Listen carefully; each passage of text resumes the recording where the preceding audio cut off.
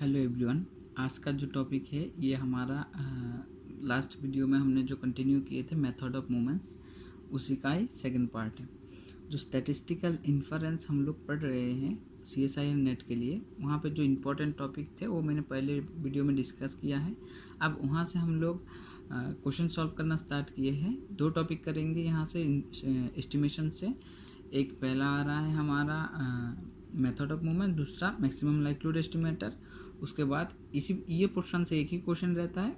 इस पोर्शन में हम लोग अभी दो क्वेश्चन ऑलरेडी कर लिए हैं और ये क्वेश्चन नंबर हमारा थर्ड है, ये क्वेश्चन नंबर थर्ड है और क्वेश्चन नंबर फोर्थ आज करेंगे। देखिए यहाँ पे जो है ये क्वेश्चन क्या दिया गया है। क्वेश्चन दिया गया है late x1 x2 xn be a random sample of size n from a distribution with PDF। हमें PDF गिवन है f of x comma theta, और ये जो है ये दिया गया है theta plus 1 x to the power minus theta और -2 इफ़ हमारा x का रेंज दिया गया है 1 to इन्फिनिटी, और ये थीटा का वैल्यू जो है वो 0 से बड़ा होगा, और ये थीटा हमारा क्या है, पैरामीटर है, और जो 0 है वो बाकी इस रेंज के सिवाय अगर नेगेटिव में जाता है तो ये 0 आ रहा है हमारा PDF।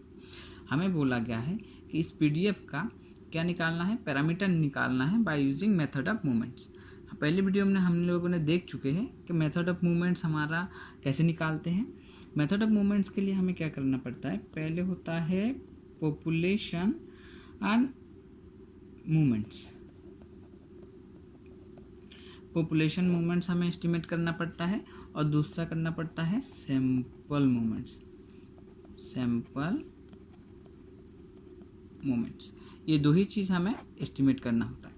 पॉपुलेशन मूवमेंट का हमारा फॉर्मूला क्या था, expected value of x to the power, ये k होता था। हम क्या करेंगे, ये k होने से आप ऑर्डर को चेंज करके डिफरेंट टाइप्स ऑफ मूवमेंट्स निकाल सकते हैं, लेकिन यहाँ पे हम पहला जो निकालेंगे वो होगा फास्ट ऑर्डर मूवमेंट, और फर्स्ट ऑर्डर पॉपुलेशन मूवमेंट जो इजी है, आप लोगों को पता है, this is nothing but the expectation x f of x comma theta और ये dx within that range, और रेंज क्या होगा हमारा, रेंज होगा हमारा 1 to इन्फिनिटी।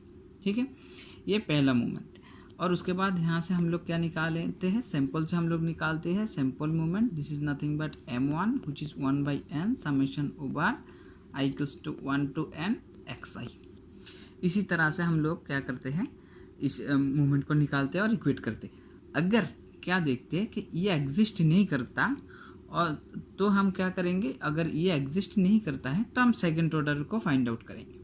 अब देखिए, अगर सेकंड ऑर्डर भी एग्जिस्ट नहीं करेगा तो थर्ड ऑर्डर को फाइंड आउट करेंगे। अब इसके लिए पहला हम निकाल लेते हैं, देखते हैं कि ये एग्जिस्ट करता है कि नहीं। पहले से हम लोग दूसरे को फाइंड आउट नहीं करेंगे, हमेशा स्टार्टिंग से कंटिन्यू करेंगे। देखिए, इसके लिए हम बिठाते हैं सेम रेंज 1 to इन्फिनिटी, क्योंकि यहाँ पे दिया गया था हमारा x का रेंज क्या है, ये देखिए यहाँ x का रेंज दिया गया था। अब देखिए यहाँ पे जो है हमारा x है, और PDF का वैल्यू जो है ऊपर दिया गया था, ये PDF का वैल्यू है, इसको हम पुट करते हैं, और ये हमारा थीटा प्लस 1 और x to the power minus theta minus theta -2, और ये हमारा dx है। ठीक है, इजी। अब इसी पोर्शन पे देखिए, ये पोर्शन क्या है, ये इस पे तो कुछ x इन्वॉल्व नहीं है, तो ये कांस्टेंट टाइप काम करेगा, तो इसको बाहर निकाल लीजिए, तो ये हमारा थीटा प्लस 1 बाहर आ गया। ठीक है, अब देखिए 1 to इन्फिनिटी, ये ठीक है। अब x पावर 1 x पावर -2, अगर x को ऐसे करेंगे x टू द पावर -3, सारे x को एक साथ ले रहे हैं -2, और इसका जो पावर 1 है इसको यहाँ पे ऐड कर दीजिए +1, अब ये dx बनेगा। क्लियर है शायद। देखिए, अब ये थीटा प्लस 1 बाहर ही रहने दीजिए, 1 to इन्फिनिटी, ये x टू द पावर क्या आ रहा होगा, -थीटा -1 और ये dx। इजी। अब जो हमें पता है कि x का पावर का अगर x का इंटीग्रेशन होता है तो उसमें एक 1 ऐड हो जाता है। कैसे, देखिए यहाँ पे लिखता हूँ, इंटीग्रेशन ओवर x dx जो है उसके लिए आपको वैल्यू मिलता है x² 2। अगर इसका कुछ रेंज है -इन्फिनिटी या +इन्फिनिटी, कुछ भी रेंज हो सकता है, ए भी दे देते हैं हम, ए, इसको बी लिख दीजिए, इसको ए लिख दीजिए, तब आपको वैल्यू पुट करना होता है ऐसे कि ए बी। लीजिए ये ऐसे हम लोग क्या करते हैं, ये हम लोग करते हैं एक्स का इंटीग्रेशन का फॉर्मूला। अब इसी में सेम टाइप्स हम क्या करेंगे, 1 ऐड कर देंगे। तो ये कैसा बनेगा देखिए, यहाँ पे बन रहा होगा theta plus 1 as it is, कोई चेंज नहीं। ये x to the power minus theta और प्लस 1 करेंगे तो ये चला जाएगा, और डिवाइडेड बाई 2 होता है। 2 कैसे होता है, यहाँ का 1 प्लस 1, ये 2 आ रहा था, 1 प्लस 1 ये 2 आ रहा था। अब इसी के साथ ही हम अगर जोड़ देंगे तो ये माइनस थीटा नीचे बन रहा होगा, और इसी पे हम लोग क्या करेंगे, इसी पे हम लोग इंटीग्रेशन को, लिमिट को पुट करेंगे। ठीक है, अब ये बनने के बाद देखिए इसको हम कैसे लिख सकते हैं कि ये वैल्यू जो है ये थीटा है, तो इसको भी पहले निकाल सकते हैं बाहर, कोई दिक्कत की बात ही नहीं है। तो इसको निकाल लेते हैं, theta plus 1 divided by minus theta, easy. अब बचा क्या, x to the power minus theta, इसको देखिए ध्यान से लिख सकते हैं, x to the power minus theta ऊपर है और यहाँ पे हमारा 1 टू इन्फिनिटी। शायद दिक्कत ना हो इसलिए मैं सारे को ही तोड़ के लिख रहा हूँ, ताकि जो भी है उनको, चाहे जिस भी लेवल का आपका स्टडी है वो आपको समझ में आ जाएगा। देखिए अब इस पोर्शन को हम क्या लिख सकते हैं, 1 by x to the power theta. कैसे लिखते हैं कि आपने देखा होगा एक्स इन्वर्स होता है तो 1 बाई एक्स लिख सकते हैं ना, तो इसी तरह से हमने इस पोर्शन को लिख दिया। अब देखिए 1, ये इन्फिनिटी, इजी। अब देखिए यहाँ पे वैल्यू पुट करने पे ये तो थीटा प्लस 1 हो रहा है आपका, ये माइनस थीटा, ओके फाइन। अब इसी पोर्शन पे काम कर रहे हैं, यहाँ पे देखिए 1 बाई ये infinity to the power theta और माइनस ये बन रहा होगा 1 by 1 to the power theta. हमने क्या किए, इस इन्फिनिटी को इसके जगह पे रखे और इसके बाद 1 को इसके जगह पे रखे और जैसे लिमिट पुट करते हैं ऐसे कर दिए। ठीक है, अब देखिए इन्फिनिटी टू द पावर चाहे कुछ भी हो, वो क्या बन रहा होगा कि इन्फिनिटी साइड में लिख रहे हैं कि इन्फिनिटी टू द पावर आप चाहे कुछ भी पुट करें, ठीक है, क्योंकि ये अनडिफाइंड टाइप अनकंट्रोल नंबर है कि बहुत ही बड़ा नंबर बोला जा रहा है, तो आप कुछ भी पुट कीजिए यहाँ पे तो वो तो हमारा इन्फिनिटी के बराबर ही बनेगा। अगर ये इन्फिनिटी है तो ये वैल्यू हमारा क्या बन जाएगा, इन्फिनिटी बन जाएगा। अब देखिए 1 बाई इन्फिनिटी का क्या वैल्यू आ रहा है। अब 1 बाई इन्फिनिटी करेंगे कि ये इतना बड़ा नंबर है, आप सोच सकते हैं कि ये अगर शायद 10 लाख एज्यूम कर लीजिए, तो 1 को डिवाइड करेंगे तो आपका किसके पास आएगा, 0.0000 ऐसा आता रहेगा। तो इसके हिसाब से ये टेंस टू 0 हो जाएगा ये पूरा पोर्शन, तो हम इसको 0 ले लेंगे। तो सो हम आप क्या कंसीडर कर रहे हैं, 1 बाई इन्फिनिटी जो है ये पूरा पोर्शन 0 होगा, और क्योंकि 1 टू द पावर चाहे कुछ भी हो वो 1 के ही बराबर रहेगा, तो हम इसको ऐसे लिख सकते हैं, पहला वाला सेम एज इट इज़, ये तो वहाँ से एज इट इज़ आ रहा है, इस पर कोई दिक्कत नहीं है। अब 0 माइनस ये 1 बाई 1 तो आपका 1 ही रहेगा। अब माइनस नीचे लिखना और ऊपर लिखना सेम बात है, तो आप क्या करेंगे कि इसको ऐसे कर सकते हैं कि यहाँ पे theta plus 1 divided by theta, okay fine, आपका एग्जिस्ट कर रहा है। दैट्स मीन क्या हुआ कि ये एक्सपेक्टेड वैल्यू ऑफ x1 के जो वैल्यू है ये आपका थीटा बाई थीटा प्लस 1 आ रहा है, that is expected value of x, that is population moments, okay. अब आपका सैंपल मोमेंट्स का वैल्यू क्या है, ये है, दिस इज नथिंग बट हम लोग क्या लिख सकते हैं, x bar. According to the process of method of movement आपको क्या करना है, इसी दो वैल्यू को इक्वेट करना है। तो आप इसको इक्वेट कहाँ करेंगे, यहाँ हम लोग यहाँ इक्वेट कर लेते हैं, ठीक है, इसी पोर्शन पे इक्वेट कर लेते हैं। तो हम क्या लिख सकते हैं, expected value of x equal to m1। Expected value का क्या वैल्यू मिला है हमें, ये देखिए theta by theta, theta plus 1 by theta, तो इसको यहाँ पुट कीजिए, theta plus 1 by theta equal to x bar. लेकिन आपको जो निकालना था वो था थीटा का वैल्यू, क्रॉस मल्टीप्लाई कर दीजिए, तो यहाँ पे थीटा प्लस 1 आ जाएंगे इक्वल टू थीटा एक्स बार आ जाएंगे, ठीक है। तो आप क्या करेंगे, इस थीटा और एक्स बार को इस तरफ ले आइए और थीटा कॉमन ले लीजिए, ठीक है। Theta minus theta x bar equal to आपका क्या -1 आ रहा होगा, ओके। ठीक है, हम लोग इस तरफ बाकी क्वेश्चन को सॉल्व करते हैं।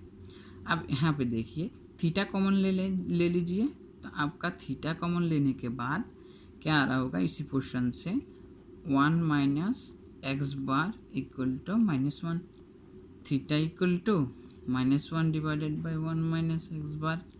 अब देखिए थीटा इक्वल टू, मैं इससे एक माइनस कॉमन ले रहा हूँ और ऊपर नीचे कैंसिल आउट करूँगा तो एक्स बार -1। तो यही हमारा क्या होगा, value of parameter theta using method of moments. I hope आप लोगों को समझ में आ गया होगा। अब दूसरा देखिए, यहाँ पे हमने समझ लिया कि इसी क्वेश्चन के लिए जो मेथड ऑफ मोमेंट्स निकाला जा रहा था वो हमारा क्या है, वो हमारा निकला है कि थीटा इक्वल टू 1/x बार -1, यही हमारा मेथड ऑफ मूवमेंट के द्वारा दिया गया वैल्यू है। तो इसी तरह से आप लोग मेथड ऑफ मूवमेंट्स का और एक क्वेश्चन को सीख लिए हैं। अब हम लोग चलते हैं दूसरा क्वेश्चन पे। सेकंड क्वेश्चन को देखिए, यहाँ पे दिया गया है x1 x2 dot dot xn be random sample of size n from distribution with density function दिया गया है f of x comma theta, जो हमारा क्या है 1/2 थीटा, और ये minus theta less than x less than theta. तो इसको देख के हम बोल सकते हैं ये रेक्टेंगुलर डिस्ट्रीब्यूशन है, this is nothing but uniform, okay, continuous uniform distribution, जहाँ पे हमारा पैरामीटर का वैल्यू लेस देन 0, पैरामीटर का वैल्यू दिया गया है वो 0 से छोटा 0 से बड़ा हो रहा है, ठीक है। देखिए थीटा 0 से बड़ा हो रहा है, इज ए पैरामीटर। अब हमें बोला गया है find the parameter using method of moments. ये सेम टाइप का क्वेश्चन नहीं है, इससे आप लोग थोड़ा डिफरेंट सीखेंगे कि ऐसा भी हो सकता है, ठीक है। देखिए हम लोगों ने अभी तक बोले हैं कि हमारा जो पॉपुलेशन मूवमेंट, हमारा पॉपुलेशन जो मूवमेंट्स है वो हम निकालते हैं, that is expected value of x के, और हम यहाँ पे सैंपल मूवमेंट्स को भी निकालते हैं, ठीक है। पॉपुलेशन मूवमेंट्स और सैंपल मूवमेंट्स हमारा एम के बोल दिया गया। अब हम क्या करेंगे, 1 by 1 को निकालते हैं। कभी कभी ऐसा भी होता है कि आपका पहला वाला मूवमेंट एग्जिस्ट नहीं करता है, पॉपुलेशन मूवमेंट, तब आपको क्या करना होता है, तब आपको दूसरा निकालना पड़ता है। ये उसी टाइप का एक एग्जांपल है। देखिए पहले आप अगर क्या करते हैं, as usual expectation over x⁴ निकालते हैं। अगर इसको निकालते हैं तो ये क्या आता है, simple x f of x comma theta और ये dx, और इसका रेंज जो होता है एज इट इज़ -θ तो +θ बिठाया जाता है, ओके। ये आपको क्लियर है, ऐसे आप लोग करते हैं तो इसमें तो कोई डाउट नहीं है। चलिए इसको कैलकुलेट करके देखिए। अब f of x comma theta के वैल्यू यहाँ से पुट कीजिए, यहाँ से पुट कीजिए, क्या है 1/2 थीटा। तो इसको यहाँ पुट करने से आपको मिलेगा, क्या मिल रहा है कि -θ तो +θ x 1/2 थीटा और ये dx, ठीक है। अब देखिए इसमें जो बात है, आपका 1/2 थीटा क्या है, x का कोई फंक्शन ही नहीं है, तो ये अलग है, तो इसको हम सामने ले जाएंगे as a constant type. So 1/2 theta, जहाँ पर भी x होगा वही सिर्फ अंडर कैलकुलेशन होगा for integration, okay. For that reason we just 1/2 theta को सामने लिया है। अब देखिए 1/2 थीटा के लिए आपके पास है, यहाँ पे है -θ, यहाँ पे थीटा, और आपका जो है x और ये dx, इजी। अब इसी क्वेश्चन को देखते हुए देखिए यहाँ पे क्या है कि 1/2 थीटा, और एज इट इज़ आपको पता है इससे पहले क्वेश्चन में x का इंटीग्रेशन क्या होता है, x²/2, और इसमें हम लिमिट पुट करेंगे -θ और ये +θ, ओके फाइन। 1/2 थीटा आपका बाहर है तो पुट कीजिए, थीटा को अगर यहाँ पुट करेंगे तो ये θ²/2 आएगा। सो हम लिखते हैं θ²/2। अब माइनस, फिर माइनस थीटा को एक्स की जगह में रिप्लेस करेंगे, क्योंकि यहाँ पे स्क्वायर है तो माइनस थीटा कुछ इम्फेक्ट नहीं कर पाएगा। सिमिलरली ये भी थीटा स्क्वायर बाई 2 बन जाएगा, क्योंकि माइनस स्क्वायर टर्म है, माइनस इंटू माइनस वो आपका पॉजिटिव हो जाएगा। सो ये ऐसा है, दैट विल, देखिए ये और ये सेम वैल्यू है, that will give you 0। That is हमारा फर्स्ट ऑर्डर पॉपुलेशन मूवमेंट जो है वो एग्जिस्ट नहीं कर रहा है। For that reason we can compare this one with the first order sample movements. We have to find the second order population movement. Okay, ये हमारा second order population movement. Second order population के लिए दिक्कत की कुछ बात ही नहीं है, हमें फॉर्मूला पता है। क्या है कि ये जो एक्स डी एक्स था ये सिर्फ x square f of x comma theta और ये डी एक्स बन जाएगा। बस इसी फंक्शन को ही फाइंड आउट करना है। अब यहाँ पे आपका एक्स स्क्वायर आ गया, एक्स स्क्वायर आ गया मतलब इंटीग्रेशन में और एक बार जाएगा, एक्स क्यूब हो जाएगा, तो आपका नेगेटिव का इम्फेक्ट तो रह जाएगा। जैसे कि हमारा क्यूबिक फंक्शन है, ऑड ऑर्डर होगा तो नेगेटिव इम्फेक्ट कर पाता है। चलिए अब देखिए यहाँ पे हम क्या करेंगे, इसका रेंज जो है माइनस थीटा टू थीटा, और ये एक्स स्क्वायर यहाँ पे 1/2 थीटा, और ये डी एक्स। आप खुद भी ट्राई कीजिए, इसको वीडियो को पॉज कीजिए, लास्ट में रिजल्ट देख लीजिए आप कर पाते हैं कि नहीं। 1/2 थीटा बाहर निकाल लीजिए और यहाँ पे एक्स क्यूब, क्योंकि इसके पावर के साथ 1 प्लस हो जाता है और डिवाइडेड बाई इसके पावर के साथ 1 प्लस होके नीचे लिखा जाता है। सो एक्स क्यूब बाई यहाँ पर भी डेफिनेटली आपका 3 आ जाएगा, और इसका हो जाएगा माइनस थीटा और ये थीटा। ओके, तो 1/2 थीटा। अब देखिए थीटा पुट करेंगे तो ये थीटा क्यूब बाई 3 और माइनस यहाँ पे देखिए ये थीटा को पुट करेंगे तो माइनस कितने बार मल्टीप्लाई होगा, 3 बार मल्टीप्लाई होगा। सो आपका क्या बनेगा यहाँ पे माइनस थीटा क्यूब बाई 3। सो ये बन रहा है आपका। अब देखिए इसके साइड में कर रहे हैं हम लोग, इसके साइड में देखिए ये जो है 1/2 थीटा बन रहा है, और ये देखिए माइनस माइनस प्लस हो जाएगा तो ये जो क्वांटिटी है ये ऐड हो जाएगा। अगर ये क्वांटिटी ऐड हो जाता है तो आपका कैसा आ रहा होगा कि 2 इंटू थीटा क्यूब बाई 3। ऐसा दो फंक्शन है, सो इसके लिए 2 मल्टीप्लाई कर दीजिए। अब ये 2 कैंसिल आउट हो जाएगा, थीटा स्क्वायर और थीटा क्यूब कटेगा तो आपका थीटा और थीटा क्यूब कटेगा तो थीटा स्क्वायर बाई 3।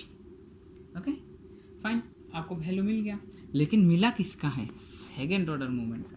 तो आप जो सैंपल मूवमेंट फाइंड आउट करेंगे वो m के m1 निकाल के कोई फ़ायदा नहीं, आपको निकालना पड़ेगा m2 का वैल्यू। ठीक है, m2 is nothing but 1/n summation over i equals to 1 to n और xi स्क्वायर। बस यही बात है।